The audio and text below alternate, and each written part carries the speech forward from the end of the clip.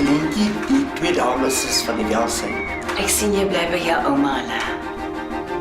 Weet jy waar jou mamma is? Jy is oomie en oupie se meisietjie. En dis dit.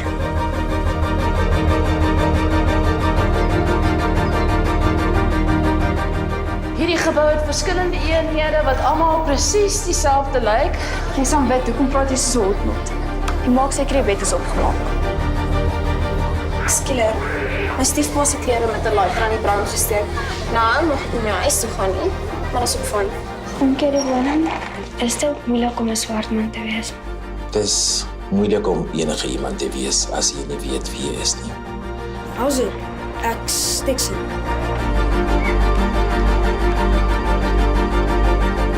Stukkie Vaseline. Ek wonder maar net wat Dixon gaan sê as hy hoor hy tyd op Pastor Whitey. Jou ma se liefde is al wat jy nodig het en jy weet is genoeg. Ons is elke dag weer so. Jy is perfek want God maak nie foute nie. Dan kom jy agter sy's dalk verkeerd. Jy is nie spesiaal nie. Sy hoort nie daar nie. Nêrens nie.